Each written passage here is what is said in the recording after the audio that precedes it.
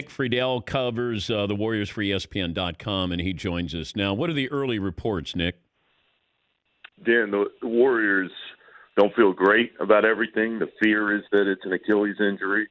But I can tell you, even a few hours ago, they were still holding out hope that it wasn't as severe initially as it appeared to be. So while they're bracing for the worst, certainly, there is still some optimism, and Myers hinted at that during his conference call. He said, look, it doesn't look great, but we're just hoping for the best, and we'll see what happens when the tests come.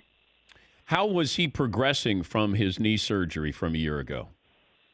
He looked great by all accounts. Steve Kerr, Bob Myers, they've all said the same thing in recent weeks. They said that this guy is looking like the player that we had seen before. Now, it's worth noting, Dan, that when the Warriors had their team bubble back in late September, Thompson still wasn't cleared for scrimmages. The Warriors were being very cautious because, remember, at that point, it was still the NBA season could start in January, February. Nobody really knew for sure, but he had started to ramp it up the last few weeks. They had seen him. They said he looked like the old Clay, and it was just a gut punch for everybody within that organization. Did their draft strategy change at all or come close to changing at all last night because of this injury? Not one bit. Wiseman was the guy that they targeted all along. He was the number one pick on their board. They knew that he would fill an immediate hole in the middle, being able to defend, pairing him with Draymond, being able to learn from Draymond every day. They liked him all along, and Myers said flatly, it didn't change one thing because if Wiseman was there, we were going to take him. It's obviously a big loss to lose Klay Thompson, and I don't know who fills that void. Can anybody fill that void? Do they change different? They play differently, the style this year with Golden State. I think it's too ingrained. I don't think anything can change from a system standpoint. And, Dan, certainly nobody's filling Klay's role. He did so many things for them, and we know about the jumpers, but defensively, Steve Kerr loved the fact that you could just throw him out there on the floor, and he would take care of whoever the best wing defender was on the other team. So he trusted him immensely. But I'd say on top of who fills the wing roles, and that's where the Warriors were short already, it was kind of only Klay and Andrew Wiggins. The part that's really hurting internally right now is the emotional side, because this is a guy, even with Steph and Draymond and KD when he was there, Klay was the most beloved. Klay was the guy that really set the tone behind the scenes, and Kerr's talked about it a lot over the years. Klay is an egoless player. He can just kind of fit in and do whatever they needed, and to see that he may be down again for a while is really hurting everybody on that team right now.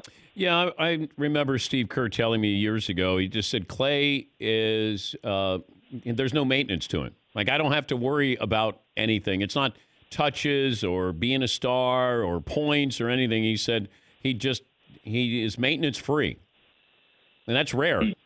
It's very rare, and he doesn't want any part of the spotlight. And Dan, in all the years I've covered the league, I certainly have never seen anybody like Klay, because he goes and hits all these shots and is a really solid defender when he wants to be. And then he just kind of goes home, and he's content just kind of hanging out with his dog and doing his own thing. He doesn't like talking to the media, although he's one of the best quotes on the team. And that resonates for a lot of people. And it's not to say that they don't love Steph and Draymond in their own way, because they absolutely do. It's just that Klay marches to his own beat, and it's so different than most stars in the league, and that's what made him unique. So on top of the fact that consistently he was out there game after game putting in the work and putting up the numbers, it was the tone he set with all the other star power on that roster that Kerr and Myers love so much. You have an owner who seems like he's pretty aggressive to get fans in the stands this upcoming season. What is the game plan? He's going to try, Joe Lacob is, as much as he can to get people in there. Then the reality, though, is it's going to be tough because San Francisco is starting to shut more again after a recent surge in COVID cases. So Lacob is still going to push the envelope. The Warriors are behind him. He's going to put his own money in to do it. It's just going to be so difficult. And I can just tell you personally, I was living 10 minutes away from the arena.